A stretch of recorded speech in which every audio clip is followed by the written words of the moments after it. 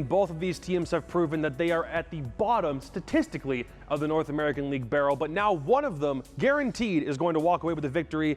The only question is, will Soniqs walk away from this game with any points, or will they still continue to struggle? Again, Jesse, Jacob, Connor here with you on the North American League analyst desk. Mirage against the Soniqs. Somehow we thought this was going to be a stomp a couple of weeks ago, but now we're at a point where are people even able to justifiably pick the Soniqs because of their recent struggles? I think at this point, if you're picking the Soniqs, it's a faith pick because they've played very bad over the last 4 weeks. Nobody's going to look at those games if you're removing the name tags off the players and being like, that's a great team, I'll pick them to win. However, they have pedigree, they have history, and you know that these players have won big tournaments in the past. So I'm hoping that maybe if this team can bounce back, I think there's certainly a history for that. Yeah, I mean, like, they should. They should. It's just a simple fact that at this they point, should. because of what they did at SI, they need to be able to do this at some point. Yeah, do it at SI, do it at International. This is a team that goes to majors every single time. Yeah. They are a perennial top 4 team, won the NAL last stage, come in, do well at SI, and then all of a sudden, where did the magic go? Nobody knows. It makes no sense. Well, immediately there is a comparison that we want to look at, because if we're talking about two teams that are struggling, why don't we look at two players who also themselves are struggling and probably are a big reason for why these two teams find themselves in this position. It's not entirely on both these players, but it is something we want to look at. Rexon against Melted. We've highlighted Melted and his problems on flank wash in the past. We've looked at Rexon and wondered why he's out of position sometimes, but what are we looking at here? Yeah, Jacob, you don't have bad teams without a couple of bad players having some bad days. And the first one I'm highlighting here is, unfortunately, Rexon. On defense especially, this man has found nothing for the Soniqs. His current overall KD, 13 and 14 on attack. That's not bad. On defense, though, 9 and 16. Super, for instance, on defense has 10 kills. So he's out-fragging Rexon on half of the rounds that they're playing so far. 11 survival rate as well to back that up. Just not finding the impact when they're on that defense. And for a team like Soniqs that don't have a lot of fragging players, right? They're traditionally a team that has 2 or 3 big fraggers and then a couple of traditional supports. If those big fraggers like Rexon, like Grixer, excuse me, aren't fragging out, that's a big problem. As we switch things around, we'll go to a player on a little bit more passive of a role. Melted, certainly more of a support player, not quite the heavy fragger that Rexon's been having, but he's also struggled so far in the NAL. Overall, a .61 rating, and you can see while Rexon struggled on defense, the attack has been the problem for Melted. 4 and 14 throughout their first 4 games. He is on flex support, so you want to give him some slack for sure. But actually on defense is kind of where he's playing more of those passive operators. He's playing Smoke, Mute, some Echo in there. On attack, he's playing some much more aggressive ops. I'm talking Mav, Ace, Nomad, Twitch, Yana, whatever it might be. So for him to be at such a poor stat line despite playing some of those more aggressive ops, I definitely think it's a problem for him. And I want to see one of these two players, hopefully both, step up in this game. Yeah, I can shine a little bit of light on Melted because past experiences, him being one of my Challenger League babies. He's always been a player that, even on aggressive roles, even if he's on a Zofia, even if he's on a Mav, anything like that, his success is never going to be in the early round. He's a passive player. What he's going to do is, in the final minute or so, he's going to find some sort of gap and pop through. But in the NAL, that is significantly more difficult than against Challenger League teams. 4 games already under our belts. We've got the stats. We've compiled all this information. But at this point, it's not to say that neither of these players are going to stay down here the entire time. Someone can have a crazy big comeback story, rise from the ashes like a phoenix, and decide, this is my time. This is where I'm really going to pop into the fray. And now, because both teams have been struggling as of late, you would think this is the optimal battleground to be able to talk about that.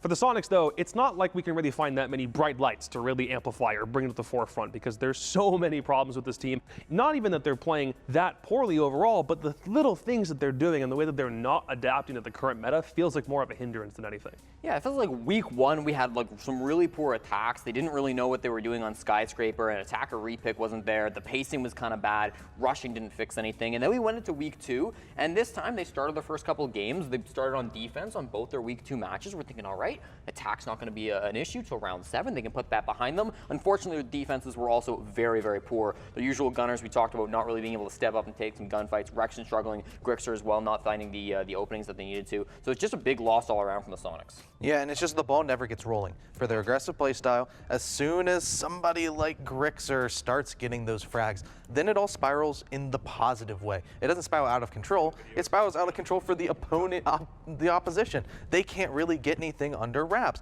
because as soon as the Soniqs start firing, they're hard to stop. But we haven't even seen them begin on anything. This is 7-0s, 7-1s, so much momentum. for the other side that we don't even know what the Soniqs truly are right now. Yeah, it's like last week was probably the worst week of the Soniqs we've probably ever seen, especially given this roster. We're not talking about the times they had Slevin and Gomfy and they looked like a completely different team on paper, but we're still at a point where in that first week we saw Yeti probably do one flex, maybe they yelled one time, but this bench has seemed so dead, so down on themselves. There's no energy on this side. Is that really as much of a catalyst as we think it is? Because we talked to Newers in the interview last week and he said, you know what, they're not hyped. We never see energy from this team anymore, and that was their staple, their trademark. Do we need to see some of that from the Soniqs now? I think something needs to change, and that would arguably be the easiest thing, you know, unless you're just grinding so much behind the scenes for fixing small issues in game. One of the easiest things would be just get up and yell, be confident, you know, it's like power posing, where even if you're not confident, you know, you get your shoulders cocked back, eventually there's going to get some testosterone flowing and you're going to be playing better. Don't go into just pure gamer pose where you just slouch over and don't really do much with it, right? Be like Yeti. More people need to be like Yeti. Yeah, and I think it's hard to say like why things have changed, right? Because we saw that from Soniqs last year. The roster hasn't changed. Maybe something in the culture of the Soniqs. Maybe, I mean, they did change out Jobro for Goddess for who's standing behind them. I didn't really see Jobro up there and cheering last year, though. He wasn't really a loud guy, so I kind of doubt that's been a problem. Maybe something in their personal lives. It's really hard for us to know, just because it's something that's so internal to the team. Well, on the flip side of that, it seems like Mirage do at the very least have that mental or that laugh game figured out, because we've seen someone on that team's cracking a joke, whether it's Tommy or somebody, and usually there are smiles on this roster in spite of the struggles they've been having as of late. So we know that's not a problem. The only issue is they can get down on themselves very fast, because they can get down in games also very fast without much recourse. So what do we think of this team? Yeah, it feels like this team, even with some players that have been in the league a while, you almost want to say that they lack experience, because even if Tommy's IGLing, it's not like he's a pedigreed, vast IGL that's been doing it for years like Canadian or Skies. And then even with Loading, one of the more veteran players, he's new on the block. And same with Razor. So with Marm and Melted coming in, it is going to be hard for them to learn. And, you know, there's always the, hey, welcome to the league moment. You got your rookie, you just get knocked straight down and try to get yourself back up. That's going to be difficult, but hopefully, I mean, just taking lumps over and over again should help them grow. And if they are going to bounce back, it's going to be this week. Seems like there's been a couple of times where like they're not really taking that initiative on the defense, right? Like they will do off extended roams. You'll have players like Razor who want to be on the other side of the map, trying to delay time. But like they'll be bringing stuff like Valkyrie. They'll be bringing some of those more like poking operators. Hey, they got the fist bump.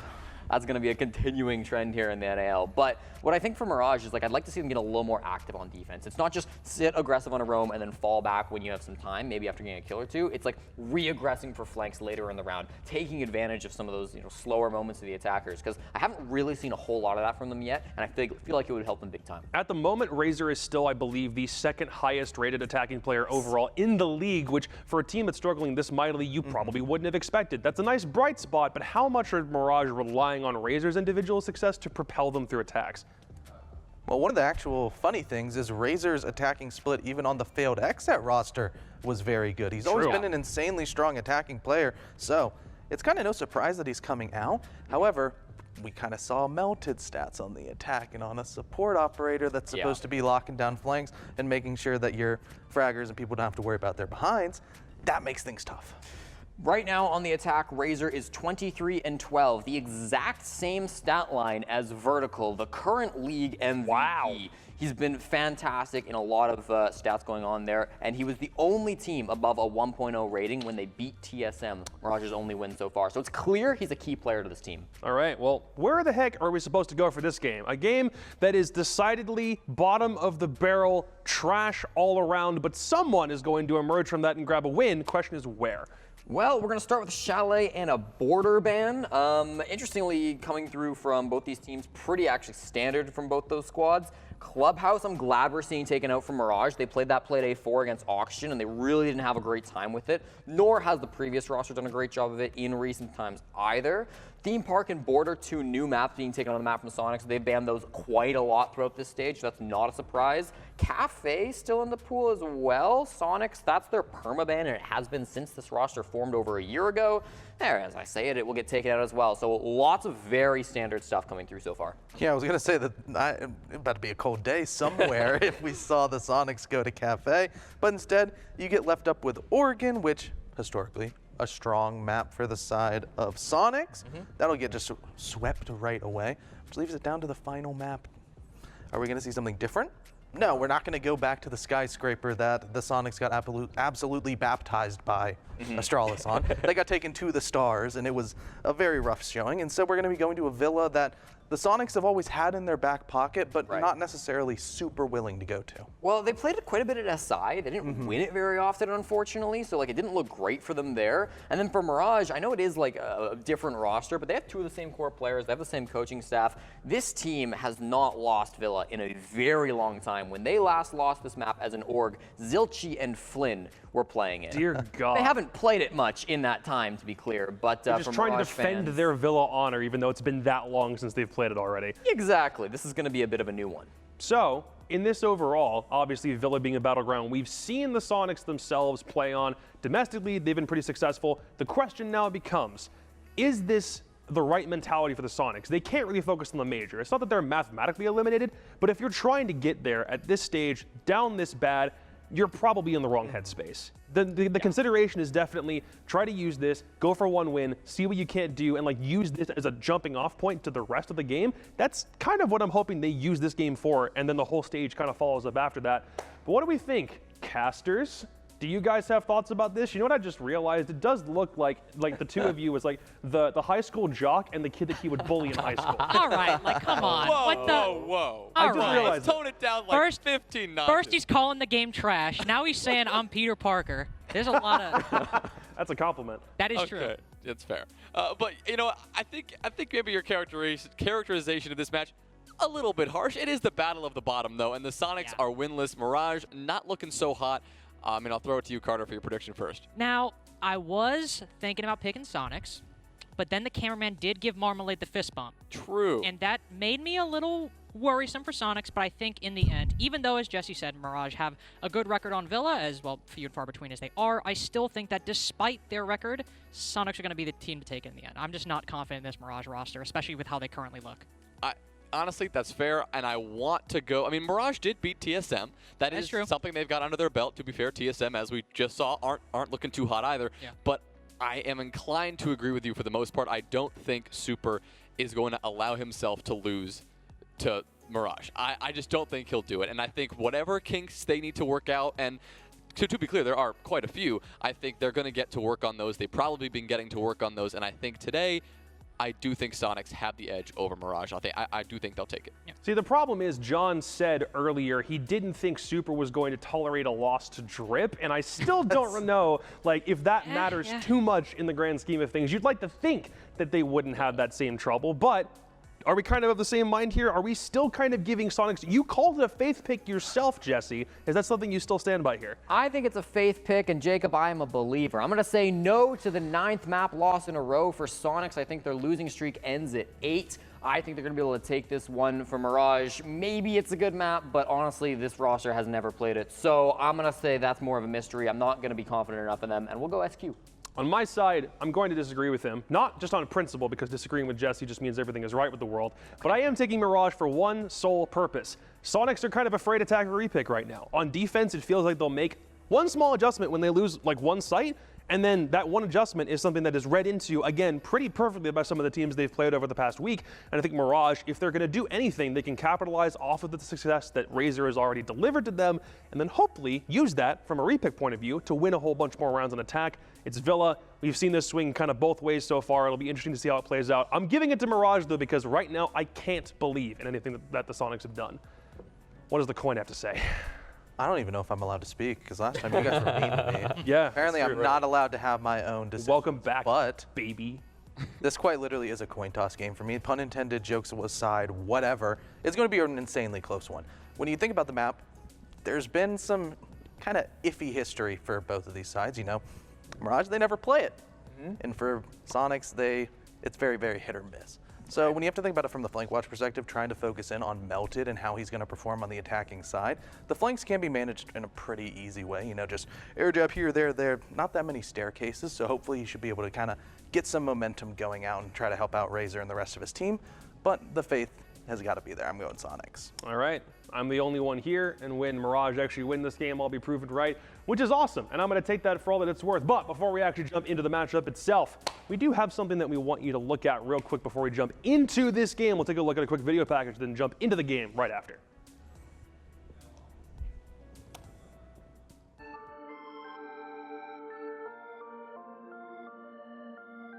It doesn't feel real. I thought getting to Vegas would make it feel real, but it still kind of feels like a fairy tale in a sense. Getting here, I mean, it was hard, especially because I'm a woman. I think it was definitely harder for me, not getting the same opportunities as some other people. Being the only woman, I think, in Pro League right now is crazy to think about. The most frustrating moments, I think, would just be not getting opportunities or tryouts. At the end of the day, I'm just like everyone else, trying to prove that I earned this spot and I deserve to be here. It's been a learning experience, living with 5 other guys. It's definitely different. It's really enjoyable, and like I'm learning new things every day. My mom and my grandparents, they all watch every game I play. As much as I would like to play a video game to enjoy it, if I'm not being competitive, like I'm just not interested. And I think Rainbow is one of those games where I can be competitive. It's like a team environment, I can win. So I think it's what drew me to it, and just like the complexity of the game. The person who's inspired me the most, I think in this community especially, is Goddess. She was the first person in NA to make a path for other people. She's a good friend of mine, but back then I really looked up to her on like Cloud9 and everything. I just think she has like a different view for the game than anyone else. I think she's like great ideas, and I just, how far she's come in this scene and how far she's worked is really inspiring.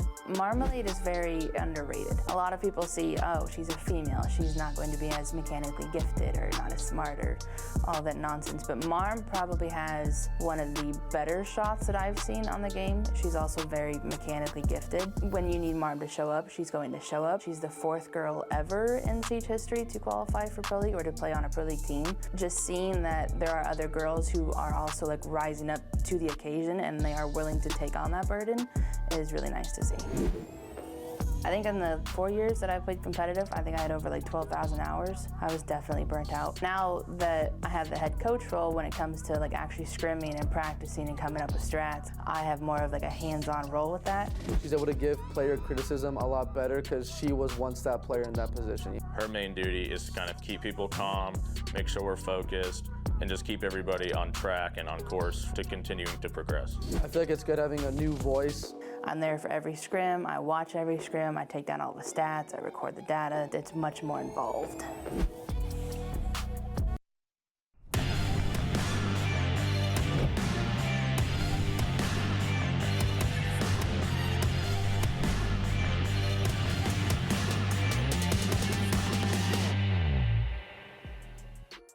Whatever you have to say, or whatever you feel about these two teams, Soniqs and Mirage, it is the battle of the bottom. And Carter, both of these teams are at a troubling point in their history. I mean, sure, Mirage have a win. They have that one regulation win over TSM. 7-5 victory, which, by the way, sure, TSM are weak. Still very impressive, especially with the troubles Mirage have had. But it's still 3 regulation losses as well, and ones that weren't particularly close either. And I think that might be confusing for a lot of people, you know. Why do Mirage, who do have that better record, why are so many of us going with Soniqs over that roster? I obviously can't explain for everybody, but at least for me, my big issue when we look at Mirage, there's 2 consistent things about this roster. One, Razor performing very well, usually, save for one game, and usually Marm not performing as well, but Marm performing pretty solid. The other consistent thing is usually Melted, Benji, Mula, and Thomas performing way below expectations. And sure, Benji had one game, but beyond that, those 3 have consistently been bottom 3 and not by a short line either. Well, Soniqs, I mean, it also is a case of when are they going to solve the plethora of problems that they're presented with, right? It was maybe after week 1 or during week 1, we were talking about the entry issues and Grixer not fulfilling his potential and just the frags not going to this team like we would normally have seen. I mean, Grixer, top-rated player internationally coming out of SI. I mean, a great finish from Soniqs overall. NAL champs, they entered this stage and it all seems to crumble apart. And I think Mint in the end post-game interview with Dark Zero, I think put it quite well. And when he said a team like TSM not updating their playbook is a problem for them, and I think the Soniqs are having a similar issue. Oh, absolutely. I mean, if you take a look at the Oregons they played, you know, against Exet, against Beast Coast, they really weren't doing anything that crazy. And obviously, you know, I can hear you people saying, oh, well, it's Oregon. Like, what are you going to expect them to do? Reinvent the map? You know, even with the changes, it's still basically the same. And to a certain extent, I do understand that. But the extent of Soniqs doing things on Oregon was they'd have Super on Mozzie, which in terms of his position and role, wasn't crazy, but they've been playing things very standard. But now, as we're getting into Villa, this is a new map for Soniqs. This is a relatively new map for Mirage, especially this stage. If there's any time for not one, but both these teams to make a change, now is it. Right, diving into Villa then, and our operator band's about to get underway, and we can see exactly what kind of Villa we've got in store. So far, through the NAL, we've seen Villa only 2 times. Not a lot.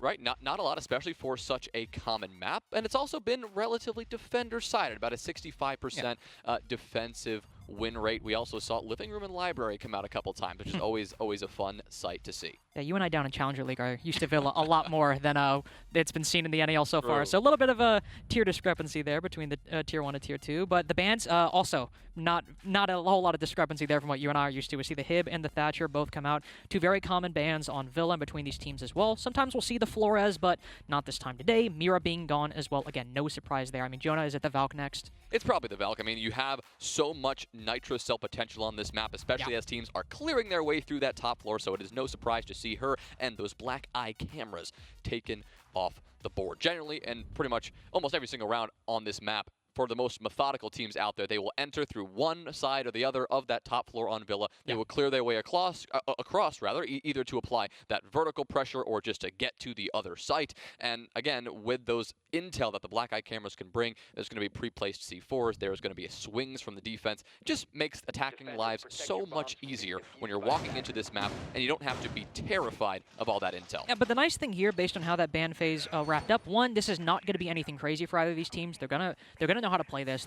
Their game plans aren't really going to be disrupted all that much, both in terms of how they individually play and also for how Villa in general can play out under these bans specifically, but also talking about Aviator games in particular. A very common way of holding this site is very plausible because you have the Jaeger and the Wamai and the smoke on board. You can hold main stairs very effectively. You can put a smoke on there if you want to, maybe a Jaeger, but the whole point is you send some toxic canisters down at the bottom of main. You usually have someone holding through the bar, and because of the Jaeger and the Wamai on the board, you can burn so many projectiles, flashes, grenades, all sorts of things because those 2 are still there. We'll see obviously how Soniqs end up taking this. They might go for a completely different strat than what I mentioned, but that's the nice thing about these bans. You can go with a lot of the normal stuff on Villa. And you have a lot of that flexibility too. If you don't want to put all that pressure into the main stairs position, you can also shift that up and go towards the trophy and statuary side, which it looks like Soniqs are going to be doing for the most part. The only question that remains is, well, Razor on the entry and the rest of Mirage, are they going to be going for that clear from the trophy side, or is it going to be, like you said, a lot of main stairs focus? Super is positioned on those main stairs with a very typical deployable shield, so if that pressure does eventually come through, he should be protected for at least a little while. Yeah, he's playing a little bit double duty right here, but wow, Razor gets very aggressive. That's not even the Gemini replicator. That's him and his entire self immediately getting very aggressive. Tommy also loses some HP to that smoke canister. I'm a little bit worried by Super doing double duty here behind that shield and also holding the stairs, but so far Mirage have been staved off on their attack for the moment. They do have a lot of util that Super needs to be worried about. They still need to clear those ADSs, so a lot of work needs to be done for Mirage to continue. Well, Yeti has worked his way back from that trophy side over to the study side to contest a very head-on Mirage approach. We did preface this map by saying we're going to see a lot of those clears from that top floor all the way across, but Mirage instead are choosing to go very direct, and well, right off the bat, it is not going to pay off for them. Marmalade will be the first player to fall at the hands of Rexon. Mirage now forcing their way, or trying to, up the stairs, but once again, Super playing this well with the toxic smokes will delay them.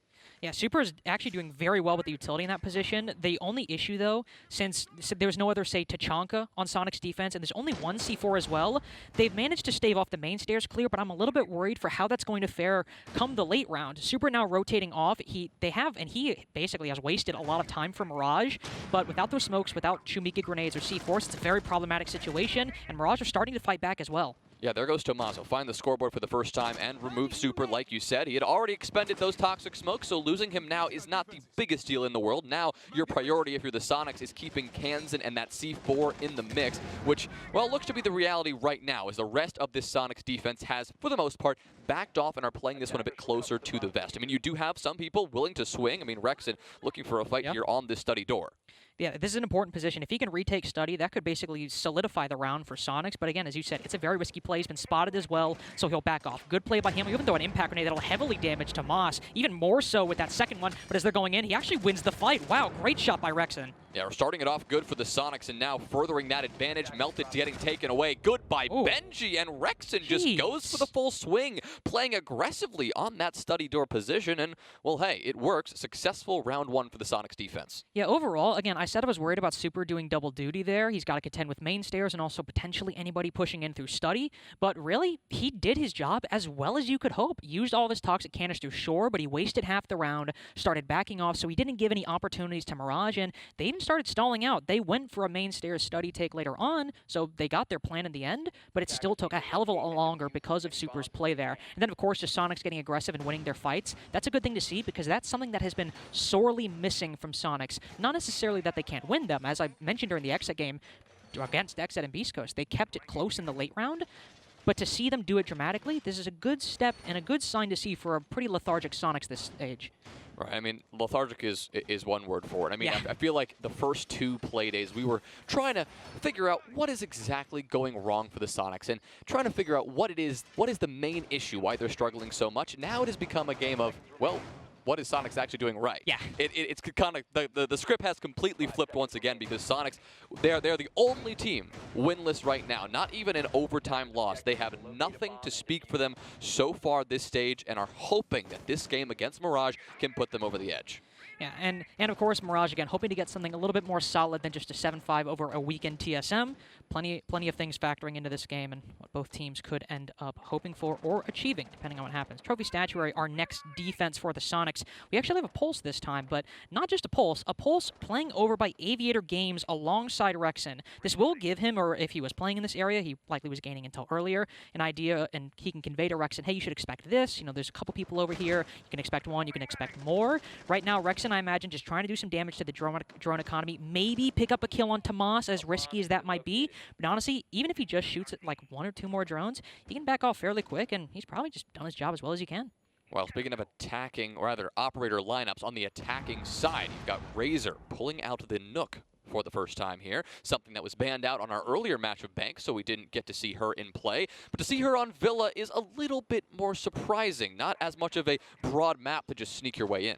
Well, and not only on Villa, but normally when you think on Villa, you know, going for a late flank at some point of the round or trying to get a sneaky kill early, but he's outside with the rest of the attackers on bedroom balk right now. He's probably maybe just using those nades, wanting to help the hard breaching destroy and open up that triple panel, so that might be a reason. We'll see him go for that late flank later, but it is a bit of an odd position to see, well, the Nook of all operators being in that spot earlier. Tomas is also in a bit of an odd position right now. He's holding outside his study, but he's just sort of trapped right now. And okay, we'll see Razor end up joining him, so that is good, but Mirage and Tomas and Razor specifically have been wasting a lot of time on this angle. Yeah, he's been holding this angle for a minute and a half almost, and they've made no progress into the map at all. It's almost as if they were indecisive as to where they wanted to begin their initial clear, and by the time they decided, just leaving now. They're just leaving. They take 2 minutes to do almost nothing in the map. And that's what's most concerning here, because now they've got to pivot to the other side of the map, and now they're faced with a lot of defenders waiting for them. Kansan and Grixer pick up 1 each. Razor is able to go 1-for-1 with Razor, a direct trade there with Grixon, but I mean, still down a man. Yeah, I mean, the one thing Mirage have going for them, they have opened up a segment of that triple panel, so they haven't done nothing, but they've done the bare minimum for a Trophy Statuary attack, and they're still coming out in the negative because of the 4v3 we see right now. I mean, if they want to try and squeeze every single bit they can, I was going to say use more utility, and they'll do so, and Marmalade hits a nice shot as well. Yeah, taking down Yeti here. Super and Rexon last alive. Rexon, who goes crazy there, swings out and takes down Marmalade, who tried to push in prematurely, so we're back in an even 2v2 with 20 seconds to go. Diffuser needs to be recovered here by Mirage, and Tomas looks like he'll be doing that. Rather, Melted on the swing. Rexon is trying to contest that. Melted is able to pick up that diffuser, but running in, telegraphing his position, able to make it all the way through to the other site, and now getting this bomb down. The coverage from Tomas is there. Good stuff there from Mirage to close things out, and so we're back at even. Yeah, overall, I mean, that was a pretty odd round from Mirage. Again, they got the bedroom breach open, and to be fair, they actually did that in fairly solid time for it being fully electrified, potential for impact tricking as well, so I got to give them that. They did actually do a very important part of the attack in a very quick manner, especially for Trophy Statuary, but I'm still just a little bit perplexed by the whole activity of Tomas and then Razor joining him on Study Balk. I think maybe they wanted to do something, and again, like you said, they just decided to screw it and then go forward. But the issue there is another thing that was a big problem for Mirage. Drone count got really low come the final final seconds and the final minute. Only had 3 drones left, so they're going to clear out bottom floor, and you end up having that shaky engagement against the poles. He ends up taking one. Kansan also gets one inside of the site, and so at that point, pushing in, they needed to get a kill, and to be fair, Marmalade had a very nice shot, and that was the opportunity they needed to send it. Looks like we have just a quick tech pause while one of our players has to, sort out a technical issue and get back in the lobby. But I got to go back to a point you just mentioned, Carter, and I think you're absolutely right. It was Mirage. I mean, it was a peculiar attack. Yeah. I mean, let's not kid ourselves. They approached that one really slowly. They opened one wall. Almost made no progress through 2 minutes of a round on a map where normally we see teams making progress from the get-go. They either enter down below in kitchen, right, and start pressuring vertical, or they enter over in study, clear their way across, getting map control. Mirage did none of that. They kind of sat around, held some angles, but they ended up winning the round, so I'll give them that, but it's not a sustainable way. Like, you're not going to be able to do that again. The mirror image of that round is going to get them nowhere. I mean, but to provide a little bit of counter-argument, you can say the same thing about Xset, like, oh, you can't have Kino go huge, you can't have DS go huge, you can't rely on getting rounds that close. They beat Soniqs that way, and then they beat BC today as well with that strategy, and again, Mirage have a little bit of different record than both those teams, so I will say that, but it is, at the same time, all it is one map. If you get lucky just a few times, it can still be enough to eke out a map win in the end. But I still agree with your overall point that I want to see something a bit more convincing for Mirage. But hey, one, we get the benefits of a pause. They can still talk things over as a team, sort things out. And also, still have 4 more attacking rounds from them. For all we know, these could be the 4 best attacking rounds we've ever seen based on, our current impression. Yeah, that's true. It could happen.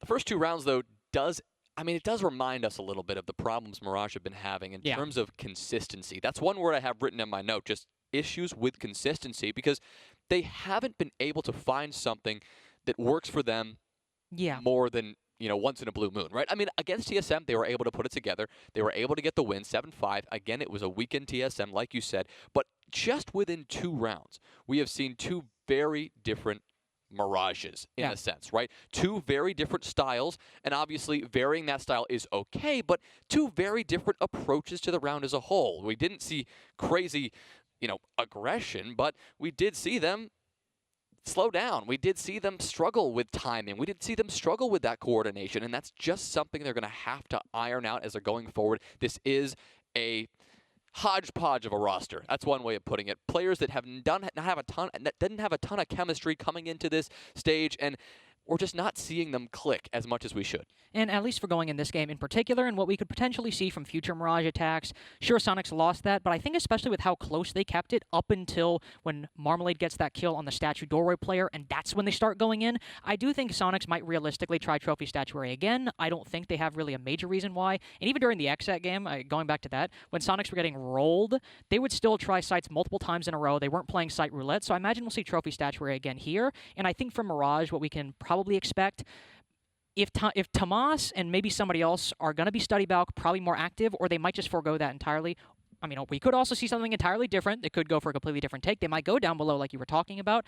I'm not sure, but I'm mostly just working from the frame of reference that we saw. But I think for Mirage, especially after this, we should probably see something a little bit more just streamlined overall. If they, of course, Soniqs go to Trophy Statuary again.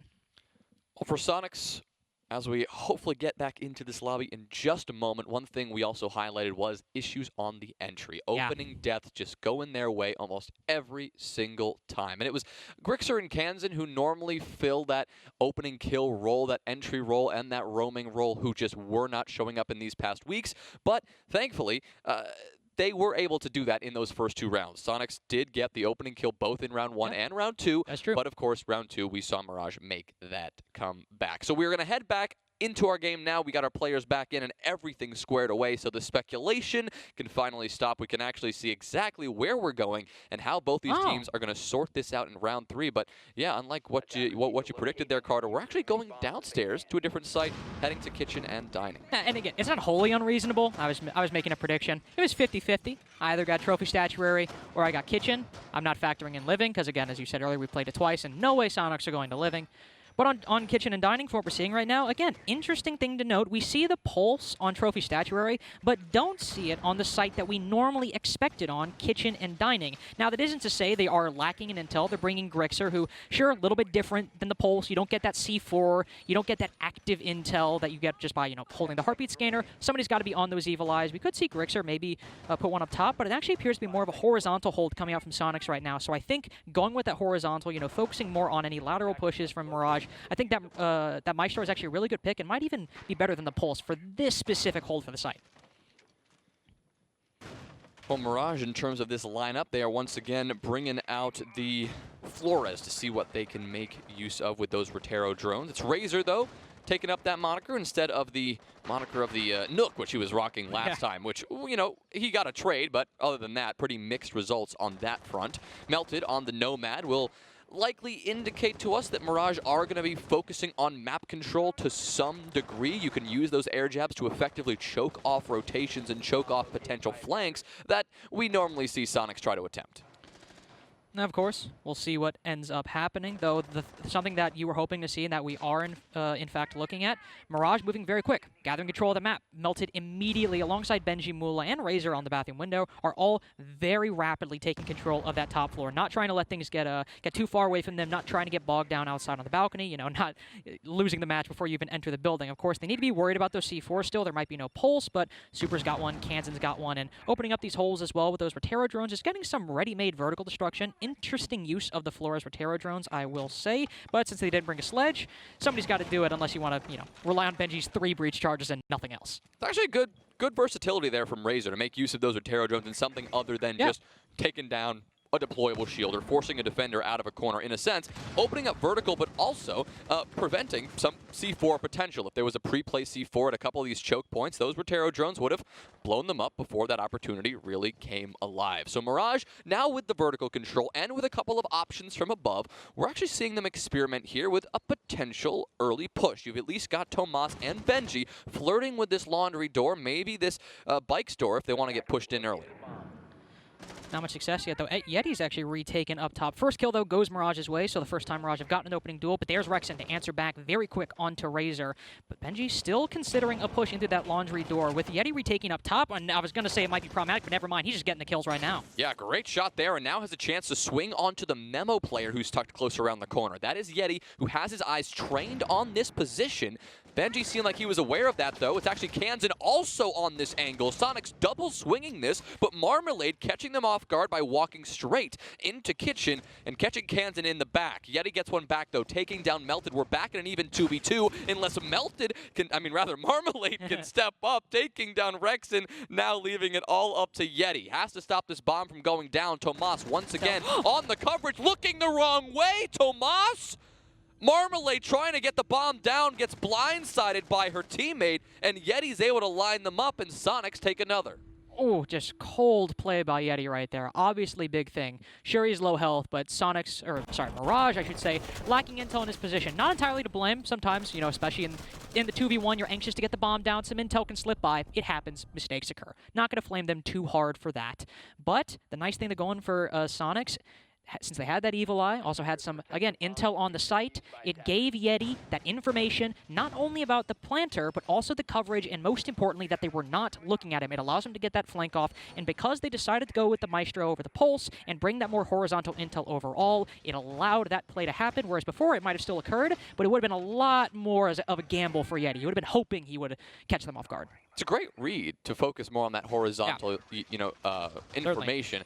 Unclear if that was something that Soniqs had planned going in against Mirage specifically, and they suspected that Mirage would be applying more horizontal than vertical pressure, or it was something that just was a happy accident that Soniqs were going to do against any team, regardless of their opponent. But either way, a good decision, and we saw how it could pay dividends. Yeti knew exactly what he was walking into. You highlighted the pings that we saw, just live pings exactly on the planter and Tomas's position. So while Tomas was busy looking towards Tetris, looking towards Dining and Memo, you had Yeti just sneak up from behind and take him down from the China door. So back to Aviator and games we go, as Soniqs attempt to get the double victory on this site after we saw them succeed in round number 1. Yeah, and they haven't really changed up all that much. We still see Super holding the same position he did before on main stairs. We did see Razor and Tomas actually get very aggressive. They didn't find any success. I mean, they didn't fail, but they certainly didn't find much from their aggression. I want to see if we're going to see the same thing here. Razor is on Zofia instead of the Yana. He's got that LMG. He can go for a very lengthy pre-fire if he burns the smokes or just sends it on through and says he doesn't care if he gets the timing. So I'm interested to see if we see that same aggression or if they're focusing more on utility, but it looks like they might just be sending it. Oh, here goes Tomas. He'll just hold left click, smoked out, but sending it through regardless. Super just whips out the shotgun, and he goes for 2. Takes down Tomas and Razor, who have no teammates behind them to support. It was a 2-man effort, and Super, like you said last time, playing in a position that we usually see 2 defenders, does both of their jobs, picks up the double kill. And Mirage went for that very lengthy pre-fire. They said, you know, we got 100 bullets, we got 150 bullets, we can make that work. We're also playing 2v1. Surely we can get this. But as you said, Super there, he throws down the toxic canister, makes it more difficult to see him, and also clearly Mirage operating off a little bit of a deficit in intel. Unlucky to say the least, and now they're likely going to have to rotate, or if they don't, just send it on through study, because there really is not much they can do. No more nades, no more lifelines, no more explosive destruction of any kind, unless you want to dedicate Marmalade's remaining Selma to destroying that shield, but at that point you have way more issues than destroying the shield Super is playing in front of. You're in a 5v3 and you still got to find some way to make it in sight. Yeah, this is a very, very tough prospect here, especially for Marmalade, who's just going to send it up the stairs, gets bodied by the shotgun, and given the disadvantage he had in that position, that is no surprise. Benji, it is all up to him. Pistol in hand, he actually picks up the kill onto Yeti, but another Soniqs body that they are just going to throw at Benji all at the same time, and eventually they will get the kill. I would say near disaster, but Soniqs had it handled the whole time. Really no doubt they were going to lose that one. Yeah, overall, I think, I mean, not to be too obvious about it, but that round really began and ended on the main stairs. It's hard not to see. Super got a 3K there. Everyone that tried to march up got blown away by the shotgun. 3 pumps, 3 dead bodies, and what else was there really? There wasn't even a really in-depth clear of the main stairs. They were just like, you know, we'll just send it up and start trying to shoot. So for Mirage, I mean, if you get the kill, hey, that's super cool. You get it for free. You don't have to expend much utility, but you got to do a little bit more work than that. Maybe send somebody in through study or throw in some utility with that direction. It's just one guy there. He's begging to be killed. Trophy and statuary then is where we're headed next.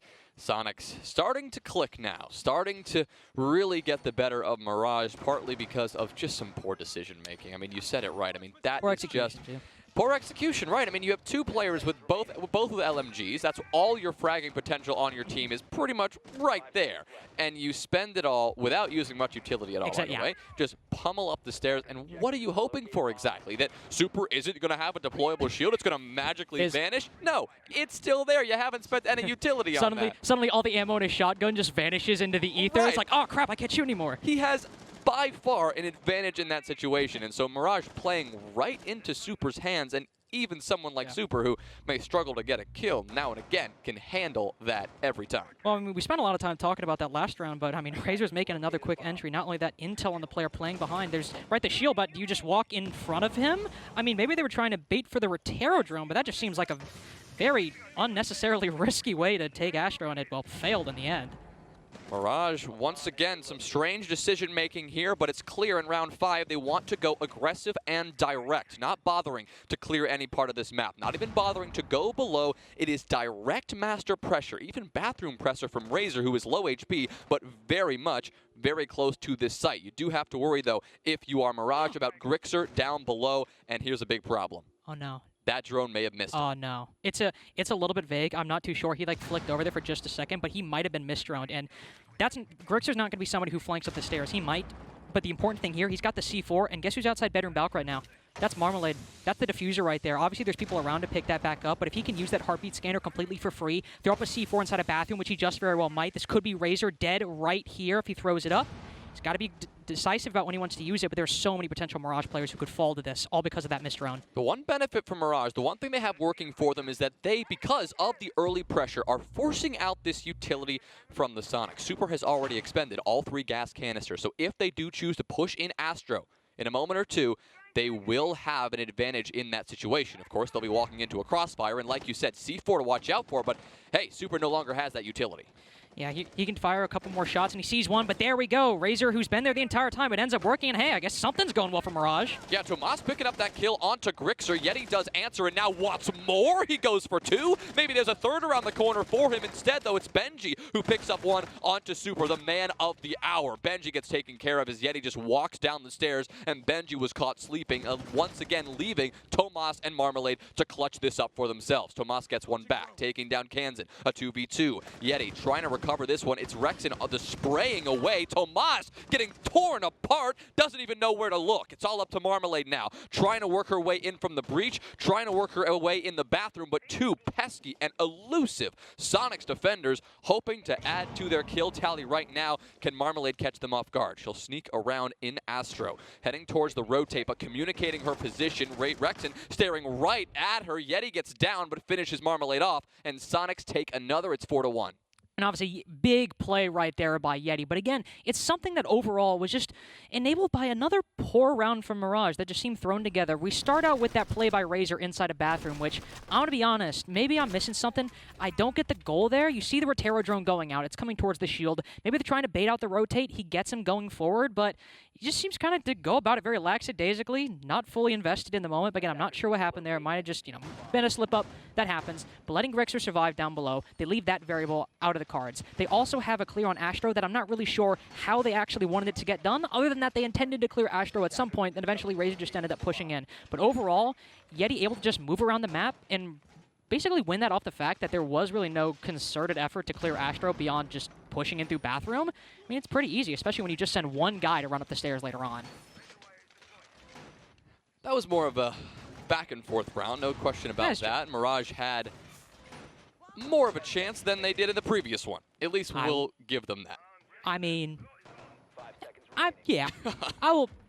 Yeah, I mean, it wasn't over in the first 30 seconds. Okay, yeah, that's true. I was gonna say, I don't know if I'd say they had more of a chance, but yes, they did. It still wasn't great. It went on for longer. At least it seemed like they had a chance for a little bit longer in the round, but there was still some odd decision-making and some odd solo play, or at least disconnected play from the rest of the team, whether that was 1 or 2 people pushing something at once. It was just not that coordination we need to see from a team ready to compete at a high level in the NAL. We talked about these issues with Mirage, potentially just, I mean, once again, it's this roster that doesn't have a lot of chemistry going into this stage. They've got to find a way to find it quickly. We need to see Tomas step up, lead this team, and find that coordination again.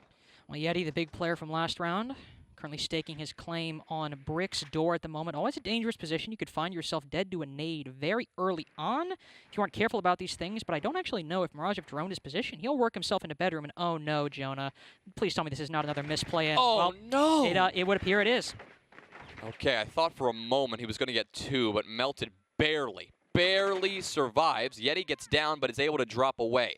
He should be droned out, so if someone is quick about it, they could pick him up, but it looks like actually he will be able to snake his way back to the site and potentially even get revived. Looking towards Marmalade here in the pre-fire, she's able to get no, but Yeti is around the corner despite being droned. Melted actually goes for a wall bang of some kind and is able to finish him off. Super following it up with a C4 though to punish him for taking his down teammate out of this lobby. And this is similar to the last round in a way where I'm wondering what Mirage are going for beyond just intending to move into the site at some point. We had that clear upstairs, but not joining Brick's door, one of the most common aggressive positions a defender could take in this side of the map. I mean, it's just sloppy work from Mirage, and you hate to see it. But now, what I will say, see Benji moving up pantry stairs. This is a big moment, especially going up against Grixer on the opposite side of that room. Could be a big pick right there if Benji can make this work. And Tomas joining him as well. This round is not over and done yet with Mirage, and this position could be the difference maker to allow Marmalade to get into the site and even get some kills as well. Well, his position, super position that is very much telegraphed. Not only are there pings on his position, as we could see a moment ago, but he is pre-firing, spraying away. But it's Grixer who's unknown, lining up Tomas and Benji, who were looking the wrong way, and yet another round in which we see Marmalade left alone with no teammates to help her, and just like that, the round and the half are concluded. Soniqs 5-1 on Villa defense. Mirage looking troubled, to say the least. I mean, we've talked about this. Villa, Villa in the NAL so far has trended defender-sided, 5-1 half, or 5-1 defensive half on Villa. Yeah, it's not the craziest thing ever, especially against Mirage, who so far have very much struggled to net together attacking wins on any map, for that matter. Even maps like Bank, where, again, the attack tends to be a little bit more favored, at least in the aggregate, in most regions. So Mirage obviously have trouble going to attack. Now we're going to defense, which is something that in the NAL, Villa has done very well for, and something that Mirage have also had a much better time on. And with, again, the record that Soniqs are coming in with, it might be a 5-1 half, but Connor said it might be a close game earlier, and I still think despite this scoreline, Mirage being on their better side, at least statistically, and this how being Villa trends, I think that we still have a game on our hands. It's not overdone with yet. Well, Mirage are going to need to step this one up very, very soon. I mean, if Soniqs are able to just pick up one round over the next few, I mean, comeback momentum or not, having the Soniqs on match point is a terrifying prospect, especially given the way that they have performed and, well, the way that Mirage have just not quite performed up to par. Melted will be bringing out an interesting one, bringing out the Thorn. We've got those Razor Bloom grenades in the mix.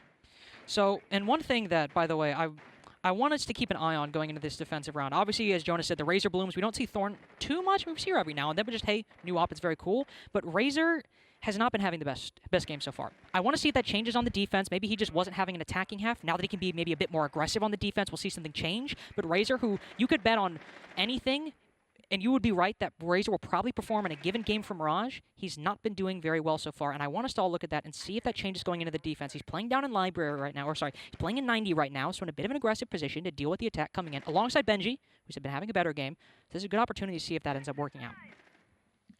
Oh, well, maybe now it's the Soniqs' turn to get a bit aggressive, at least on the roam clear. They're moving in quite expeditiously. They are eager to force these Mirage defenders back, trying to take as much map control as they can as quickly as possible, something that, oddly enough, we never really saw Mirage attempt to do. But the risk is that there is someone down below. It is Tomas with a C4 in perfect position to potentially send some of these attackers sky high. Kansan and Rexon both in danger once they step on that soft floor.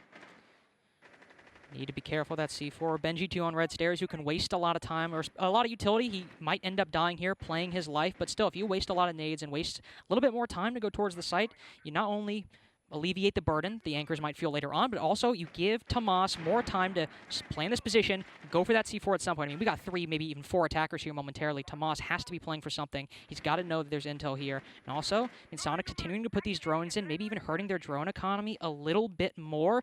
A lot is being staked on clearing out this red stairs position right now, and only now are the nades going in. The first one misses as well. This is looking like a dangerous gambit for Soniqs. Well, Benji is forced back, and here comes that support from Tomas. The double takes down Rexon, takes down Kansan. Benji is felled finally, thanks to a play from Grixer, but yet he decides to put the team on his back and just send it, a solo play into the site, and well, that didn't work.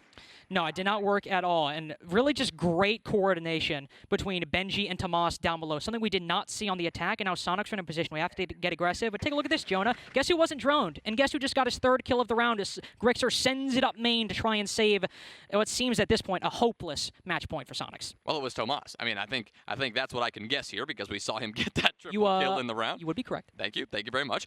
But it's weird that he wasn't really droned out, that he was kind of forgotten about after the double kill with the C4. You'd think somebody from Soniqs would adjust and take him down, but forgetting about his position, forgetting really about what they needed to do on the remainder of that clear. Not too shocking given that they are limited in bodies, utility, and now time. Only 10 seconds remaining for Super to get anything done, and he really doesn't seem like he has much of a chance at all. Tomas lining up a nice quad kill to finish out the round. We needed somebody to heat up on this Mirage roster, even if it's not Razor, at least somebody can pick it up. Well, that's a really good point to make after this round. I wanted us to look at Razor early on, see if he could make anything work, but instead we saw Benji, Mula, and Tomas just bring out some simple, great communication and coordination.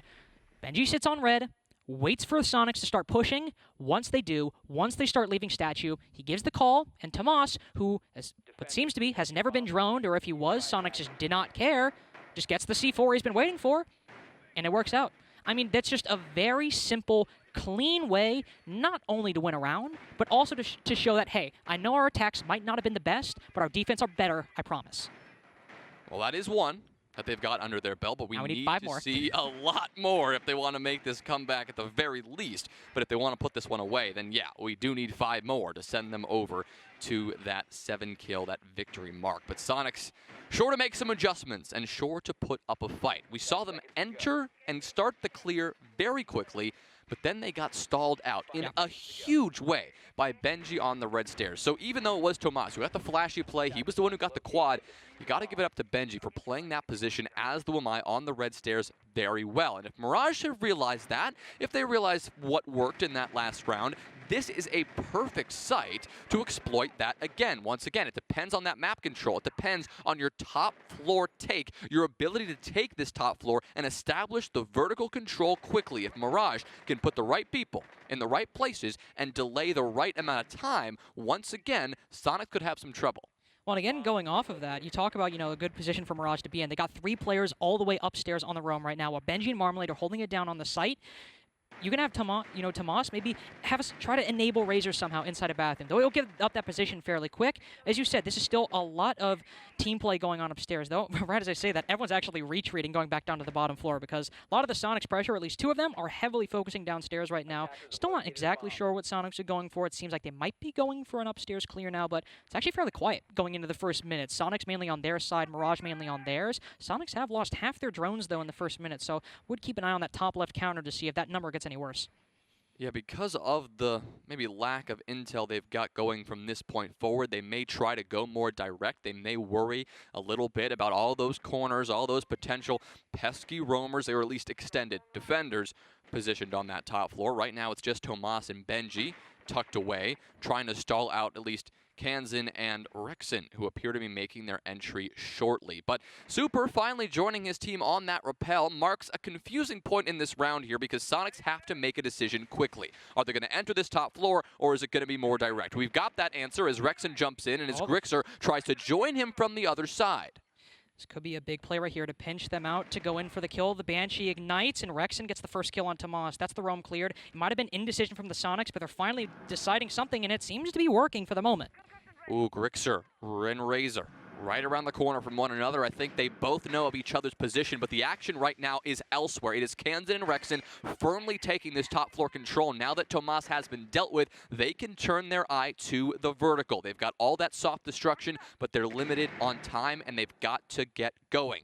Forcing out these tuck defenders below is option 1, rather job number 1. Finding this slight extended defender of Razor and Benji is going to be job number 2, because right now, look how exposed the site is. You've got Benji not close to the site. You've got Razor on the red stairs. Only Marmalade and Melted to hold this one down, and only 20 seconds for Soniqs to get a move on. They're going to start to push in. Benji trying to deny this from the back will do so successfully. Marmalade on the follow-up takes down Rexon. Benji now joining his team back on the site, but it doesn't matter because Razor's the one getting these kills. Grixer sneaking in from behind is able to line up 2, and this could be exactly what Soniqs need, but they are out of time. Super's got to stick this plant. Grixer on the coverage. Wait a minute, there's 3. Razor claps back, though, takes him down. Super around the corner. No way! Super able to win that one, hopping off at the last second. Attacking team winning that round. Are you kidding me? I don't even know. I honestly don't even know how to break that one down. So Mirage hold down perfectly, beautifully, excellent. All they do is they just chill on the site. The attackers are coming in, Jonah. They've been indecisive this whole time. They're clearing out the roam with like a minute left. And they're just chilling.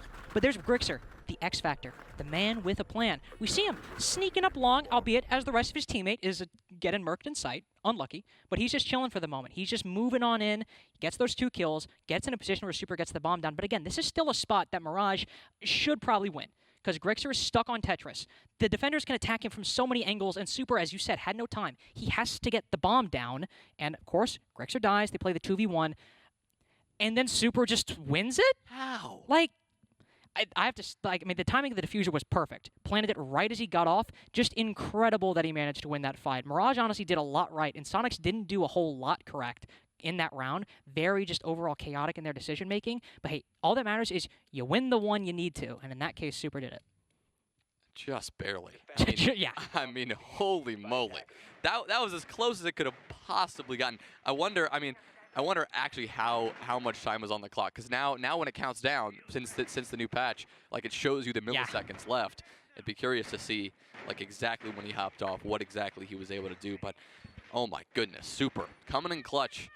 Not to say that Soniqs needed it the most there, but a round that they most assuredly did not deserve, thanks to some fantastic play, though, from Grixer and some nice support there from Super.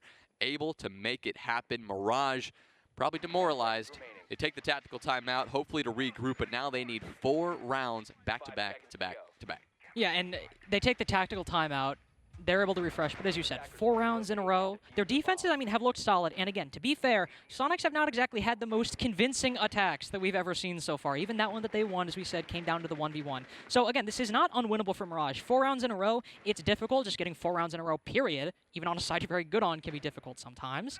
But I think Mirage still have the potential to do it. I think we still have the potential for overtime on the board. If Mirage honestly just stick to their game plan and maybe get the mental back in after that timeout. Of course, you're seeing couple players off the side right now. Melted playing on main. Benji all the way over in Aviator Games. Side is Trophy Statue, if you did not know. And Soniqs are going for that direct take. We see plenty of players over on that side in Grixer. Surprise, surprise, the Nook, the operator's been playing the whole time. He's separate from the rest of the team. I wonder what the Nook could be going for on the opposite side of the map. Well, I mean, what could they be doing?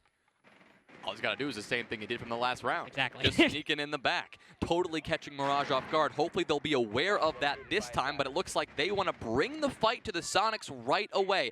Downing Yeti, lighting up Grixin, but I mean, thankfully you've got a Finka in the mix, currently on the attacking side, and so Yeti's back up, and they'll be able to heal Rexin up and himself back up in no time. Well, so see Grixer just now moving up on through living room, or he's stationary right now, but that's the plan. Move up through living room, try to push Astro later on, catch Tomas off guard. We actually saw, Mirage try to catch Yeti off guard with a similar maneuver, but I think here you have the Nook, she can dodge the cameras. There's going to be a lot more of a surprise unless Tommy is actively watching it. Soniqs also going for the drone, but again, I've mentioned the drone count a little bit throughout this. Not only 3 drones, but Tomas just walks right in front of the Nook. He does not even aware. He's going down brown though. Grixer sees him for a second. He's going in for the hunt, and Tomas wins it! Are he you somehow joking? takes him down!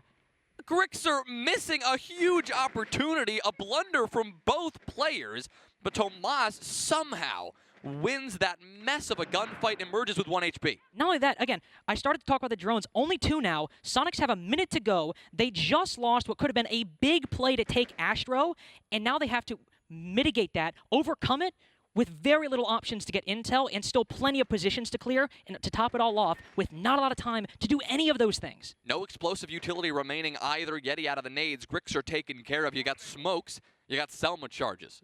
Congrats, that's not going to get you very far. Marmalade, though, Big kill. Decimated, a huge kill. Astro, the critical position in taking this from this backside, could now be exposed, and Mirage are going to have to worry about that. Melted exposes himself to the angle that Marmalade died just a moment ago. Kansan in the sight almost, gets that kill. Super on the follow-up, and Yeti to close it out, and Soniqs flip the switch and take the win, their first win of the stage. I mean, I want to start out with that round. Just, again, Tomas managing to turn on Mirage, turn on the Nook like that. I'm a little stuttery right now. Turning on Grixer like that, able to get that kill, hold down Astro, big play. And then Soniqs, they do the exit strategy. They just killed everyone. They just moved on in. But that kill by Rexin on that Astro Repel, so huge for their chances in that round because Tommy's still able to hold that position. That could have been the difference maker. That could have, the game could still be going if he ends up staying there. But Rexin's able to get that kill. Yeti's able to push on up, get another one on top of that. That kill by Rexin right there, that saved the game, or the 7-2 at least, for Soniqs. Still not the cleanest performance from either team. True. There's no doubt about that. It was messy across the board, but Soniqs a dominant score line to finish out the map, and I am confident this is exactly what the Soniqs were looking for. It may be too late for them in terms of overall stage contention and major contention and all that, but getting a win under their belt has to feel good, and maybe it'll set them up well for the rest of the stage. Yeah, that's the nice thing. I mean, yeah, it's a 7-2, still coming after 4 regulation losses, 4 dominant regulation losses as that, but it at least shows that they're not fully out. They're still in the game. They can still compete with these teams in the NAL, and there is still hope that not only can they get a victory here, they can net a few more together. And again, they might be out of top 4 contention. We don't, but they can still have it.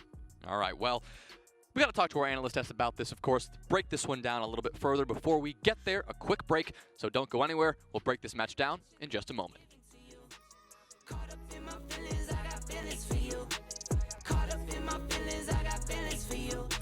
my mind, I can't lie.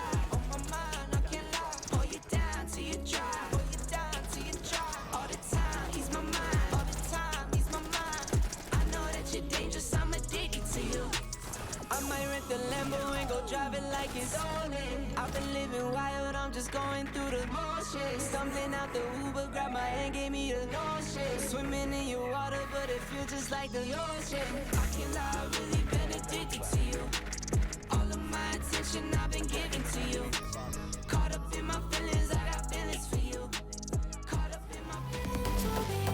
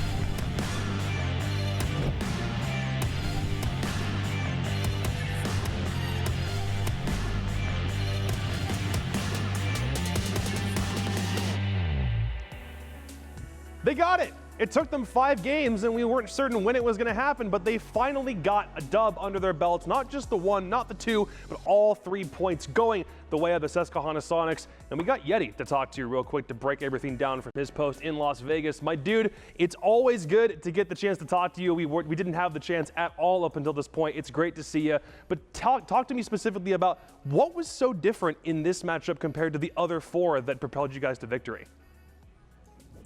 I don't know. We're just kind of trying to reestablish ourselves a little bit. I think coming back to the NAL after Invite and the NAL finals, it's just a different vibe. I don't know. We've kind of like, it's more internal than external issues, to be honest. People are obviously really good here in the league, and it's never easy to get a dub, regardless of the score line. But I think it's hard to like kind of find that motivation that you once had. Like when we came into the league last year, you know, we were new kids on the block, for an example, and we had a lot to prove, and we've kind of already proven ourselves, where now we're playing against people who are trying to prove themselves. So it's just it's flipped on its head. You're in a different position. You need to re-find yourself and find what really makes you win, I guess. I don't know. It's weird. Yeah, I mean, Yeti, I want to talk a little bit about that, like, kind of momentum and everything, because it felt like the last couple of play days, we'd go after a round, we'd see you guys on camera, and it would be very quiet. You guys were pretty, pretty unenthusiastic with what was going on. Obviously, you weren't winning a lot of rounds. Today, though, it seemed like you were up, you were at 'em. I know last year and everything, you were a guy who likes to be a little vocal on that stage. How much of an impact do you think that has had on your team so far? Like, do you feel like when you're not yelling and getting excited, that kind of brings the vibes down at all? It definitely like takes kind of the air out of the room when we don't. But I mean, even in our losses, I was trying to get it going. I mean, we're losing 7-2, 7-1. The 1 or 2 rounds, I'm saying something. It's just, yeah. It's hard. It doesn't always build momentum, but the effort's always there. We're still trying to be that version of ourselves. Like I said, it's just a little different. It's just like you come here. You don't get as excited for the NAL as you used to when you won it. I mean, people forget we are the NAL champs. So I mean, this is what that means for those who don't know. Okay, I love it. Yeah, and so going into a little bit more specifics with the game. So it seems like you were getting a lot more active on the defensive side. Was that necessarily something that you felt out on the side of Mirage, or was it just kind of attacking Melted because he hasn't been doing that well? Honestly, no. I mean, we weren't targeting anyone individually.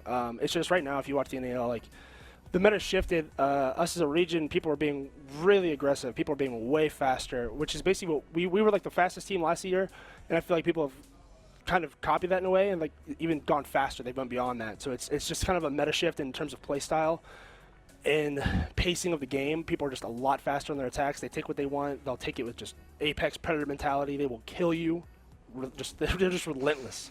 So I just think it's a little bit of a change in the meta and pacing that we're still kind of getting used to. Because when you're playing against like Empire, they're super slow. You come and play against like Beast Coast and Mirage and all these other NAL teams, and they're fast as can be. It's just kind of like, okay, this is different. On that meta point, though, I remember like seeing some of the way that you guys played from the past week, specifically surrounding attacker repick when you guys are on defense. Is that something that you've been able to like adjust to as of late, or is that something that you're still trying to figure out how you can most effectively use in the way that the Soniqs play? I think the answer to that is map dependent. Like Oregon, for example, it's very no, we have not we've yet to do that. That's why we're getting smoked on Oregon. Fair. You can't just sit in the basement and bunker anymore. People can change their ops and they can bring everything. So you have to be able to apply pressure on defense where pressure is usually not applied or needed for that map, for example. But like Villa, for example, no, it's not that crazy because you're kind of naturally already applying pressure. You're forced to roam. You're forced to hold external areas. That make the attacker repick a little less valid, I would say. That's fair. And one final thing before we let you go. Obviously, we've known you guys have been in the slump for quite some time. It's great that you finally get a couple points under your belt and really start to recover at least a little bit of face so far. But if you had to like dispel a rumor, or there was something you saw online, like some reaction to the way that you guys were playing, anything that you want to dispel, something you want to clarify for everybody who's cheering you guys on at home? Well, I'll just say a lion doesn't concern himself with the opinions of sheep. I don't really look at Reddit. I don't really care what people have to say. We know what's going on in the team. We're still putting in the work to win games and try our best. That's all that matters. No, fair play. Congratulations on finally nabbing that first dub. It's good that the map win streak or the map loss streak has finally been broken. It's great to see you. Congrats on the win. Hopefully we'll see you tomorrow. Thanks, Jacob.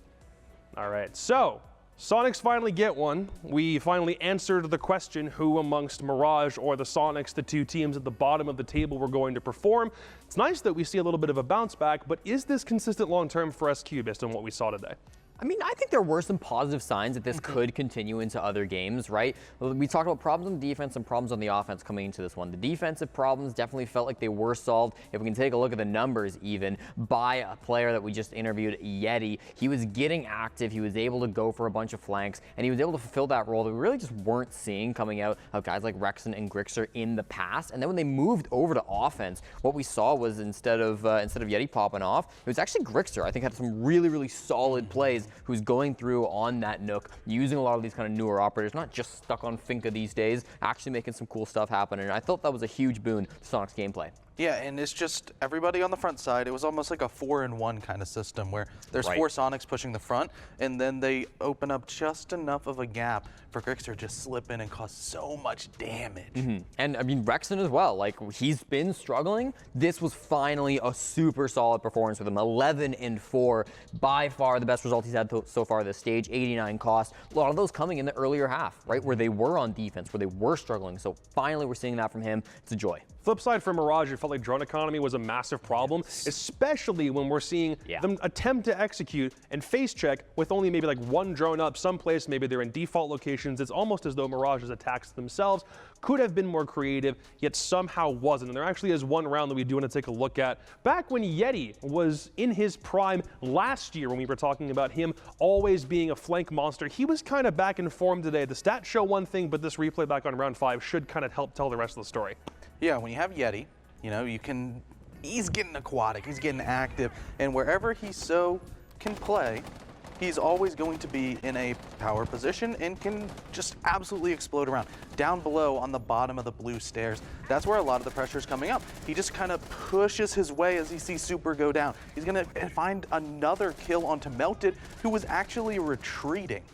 Melted got scared. He heard Yeti coming. And he's holding down that position. That's where the final sort of end execute was on the docket for Mirage, and just his timing to just come right in. You can't necessarily drone the stairs because you only have 2 left. And then he absolutely destroys everything. And Yeti obviously getting the pop-off frags in that clip, but I want to give a special shout out to the tactical death coming in from Super in that round, because he's playing the same angle. I'm serious, they're playing the same angle right on those stairs. Super takes the fight first, gets down from bathroom, right? Those players then aggress because they want to finish off that down. Then Super like falls off, Yeti kills those 2 players, and Super gets finished off by the guy bottom stairs. Calls it for Yeti, he goes back down. That 1 death from Super ended up in 3 deaths on the side of Mirage. Well, there's one thing I want to take a double check on real quick. If we can look at the standings real fast, in spite of what this result is for the Soniqs, because of the way tiebreakers work, the 2 of them are now technically tied in last place, but this actually theoretically, because of round differential as the primary tiebreaker, should put Soniqs below Mirage in the standings for right now, unless it's they have the same round differential. Yeah, look at that. I mean, oh, wait a second. They have the same round differential, which means it goes I was looking to at the 16 to the 13. That's more, that makes more sense. So, Okay. I mean, Soniqs now jumping ahead technically. I will say who's in 9th and who's in 10th doesn't really matter. You're not going to the major in either of those spots, and even SI points stop at 8. So that 9/10 spot isn't really going to be a factor going forward, but it does help you being able to jump out. You know, there's a juicy TSM 4-point right above you that you could perhaps claw ahead. So far, I guess the only thing to really pay attention to is, as a reminder, it's not just the 9th place team that gets no SI points, it's also 9th and 10th, and neither one of them are going to get any points if they were to remain in this position for the end of the stage, so there is still definitely a hole to get out of if they want to have any shot of going to Siege's World Championship without having to go through the qualifier process. I mean, worked for TSM, not to say it can't work for Soniqs in the long term, but if you're playing the long game, it's a much different story, and the Soniqs themselves seem like they're still trying to figure out what their short-term strategy looks like, adapt to the new meta, and so far against Mirage, that worked out pretty damn well. So we'll be right back with our 4th game of the day and a little bit more of an update about how the North American League runs after a very short break. Don't go anywhere.